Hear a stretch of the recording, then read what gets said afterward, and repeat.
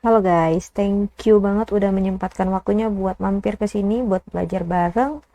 Dalam video kali ini kita akan belajar bagaimana caranya mencari resultan dari energi dan potensial gravitasi yang dialami oleh suatu benda.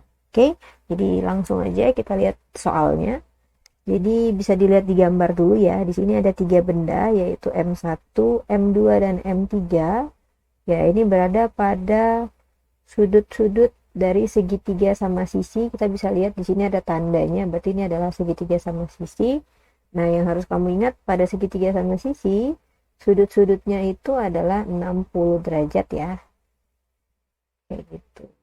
Oke, nah kita baca soalnya bareng-bareng. Benda M1, M2, M3 berada pada sudut-sudut segitiga sama sisi seperti gambar. Diketahui kalau M1 dan M2 itu sama dengan 2 kg. Jadi kita tulis dulu yang diketahui ya. Sini 2 kg, M2-nya juga 2 kg. Kayak gitu. Kemudian untuk M3 nilainya adalah 4 kg. Iya. Nah, kemudian katanya panjang sisi segitiga itu adalah 2 meter. Kamu boleh buat kayak gini. Ini 2M, 2M, 2M. Gitu. Nah, yang ditanyakan itu adalah berapa sih energi potensial total yang dialami oleh benda M2. Jadi kita fokus ke M2 aja ya. Oke, mana M2? Nah, ini dia M2. Nah, harus ingat dulu nih. Ini saya gedein dikit ya, biar kelihatan ya. Oke. Nah, harus ingat dulu persamaan dari energi potensial apa sih? Kita catat di sini ya. EP, rumusnya itu sama dengan min G, kemudian M1 M2 per R ya, tidak kuadrat. Nah, ingat M1 dan M2 di sini itu adalah massa antara kedua benda yang saling berinteraksi gitu. Oke, jadi kita langsung lihat ke M2. Oke, nah kamu lihat di sekitar M2 itu ada M1 dan M3, maka dia akan mengalami yang namanya EP21, disebutnya EP23, dan di sini adalah EP21. Nah, untuk energi potensial, teman-teman tidak perlu membuatkan panah ke kanan, ke kiri, karena apa? Karena dia merupakan besaran skalar. Jadi dia nilainya tidak dipengaruhi oleh arah. Ya, kayak gitu. So, kalau misalnya kamu disuruh mencari energi potensial yang dialami oleh partikel 2 secara keseluruhan atau EP2 total, kamu langsung lihat aja, oh di sini ada EP21 langsung ditambahin dengan EP2 total. EP23 total, EP23 sorry. Itu jadi nggak perlu peduliin gimana sudutnya, arahnya kemana, nggak usah, karena dia merupakan besaran skalar. Kayak gitu ya. Jadi kita cari dulu ya untuk nilai dari EP21 dan nilai dari EP23. Kayak gitu. Oke, ini saya carinya di sebelah sini ya. EP21. EP21 itu berarti G kali, nah kan, oh ya jangan lupa minnya ya. Min G M2 kali M1, ya kita pakai massa dua-duanya, per R R21 kuadrat, tidak kuadrat, R21, jarak antara partikel 2 dan 1. Oke, langsung masukin aja angkanya. EP21 itu sama dengan min G. Nah, M2-nya diketahui adalah 2 kg. Pastikan satuannya sudah dalam SI ya. Dan M1-nya itu juga 2 kg per jarak antara partikel 2 dan 1. Nah, ini kan jaraknya ya, 2M. Jadi langsung. Sehingga EP21 ini sama dengan, ya ini 2 sama 2 coret ya, jadi sisanya adalah min 2G. Untuk EP21 selesai. Nah, sekarang kita cari EP23 ya. Nah, jadi rumusnya adalah min G, kita pakai massa dua-duanya. Kalau untuk energi potensial jadinya M2 dikali M3 per R23. Ingat, tidak kuadrat. Tuh, kemudian EP23 itu sama dengan min G, masukin M2-nya adalah 2 kg M3 nya adalah 4 kg dan jarak antara partikel 2 dan 3 itu adalah 2 meter gitu. Oke, maka di sini langsung aja EP23 itu sama dengan min 4G begitu.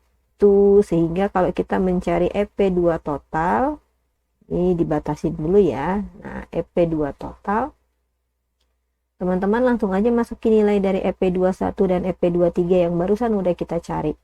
Oke, berarti min 2G ditambah dengan min 4G. Ya, langsung ditotalin. EP2 total itu sama dengan min 6G. Selesai deh. Ini baru untuk soal yang A ya. Gitu. Oke, ini yang A. Oke, semoga paham. Sekarang kita lanjut ke soal yang B ya. Nah, sebelum lanjut ke soal yang B, kita baca dulu soalnya. Yang ditanyakan adalah berapa sih potensial gravitasi total yang dialami oleh M1. Jadi sekarang kita fokus ke M1 ya. Ini saya hapus dulu deh ya. Kuning-kuningnya ini. Itu biar enak. Nah, sebelum lanjut, kita harus tahu dulu nih, apa sih persamaan dari potensial gravitasi total? Potensial gravitasi total simbolnya adalah V, di mana rumusnya adalah min G M per R. Nah, ingat, M di sini itu adalah massa penyebab. Kayak gitu. Oke. Nah, kamu lihat ke M1 nih, di sekitar M1 itu ada benda 2 dan ada benda 3, maka dia akan mengalami V12 dan V13. Dan ingat, untuk potensial gravitasi dia merupakan besaran skalar juga, jadi kamu nggak perlu lagi ngelihat arahnya ya, jadi langsung aja gitu. Oke, jadi sekarang kita cari, berarti kalau tadi carinya V1 total itu sama dengan V12 ditambah dengan V13. Nah, sekarang tugas teman-teman adalah cari dulu ya V12 sama V13 nya.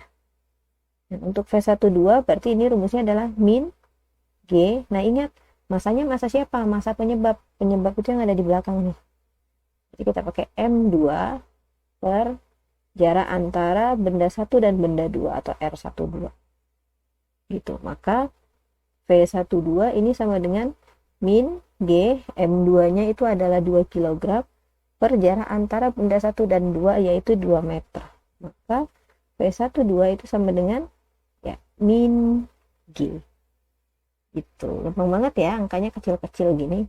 Kemudian kita cari V13, berarti rumusnya adalah min G. Nah, M-nya yang mana? Ingat, massa penyebab yang ada di belakang. M3 per jarak antara benda 1 dan 3. Maka V13 ini sama dengan min G, masukin M3-nya ya. M3-nya adalah 4 kg, berarti di sini kita buat 4 per jarak antara partikel 1 dan 3, yaitu 2 meter. Maka didapat V13 itu sama dengan min 2G. Nah, karena udah lengkap, teman-teman langsung masukin ke persamaan yang tadi udah kita buat. Saya tulis ulang di bawah ya. V1 total, ini kan berarti V12 ditambah dengan V13. Maka V1 total itu sama dengan V12 nilainya adalah G. Kita masukin min G, ditambah dengan V13 adalah min 2G. Sehingga jawabannya adalah, ayo berapa coba? Min 3G. Udah deh, selesai. Gitu. Jadi kalau yang ditanyakan adalah energi potensial dan potensial gravitasi total, itu enak banget karena dia berupa besaran skalar. Kayak gitu. Jangan lupa tanda negatif dan R-nya tidak kuadrat. Karena itu yang sering salah. Oke, kalau gitu sampai sini dulu soal yang kita bahas dalam video ini. Semoga video ini membantu teman-teman dalam lebih mudah lagi mengerjakan soal. Oke, thank you udah nonton. Tetap semangat.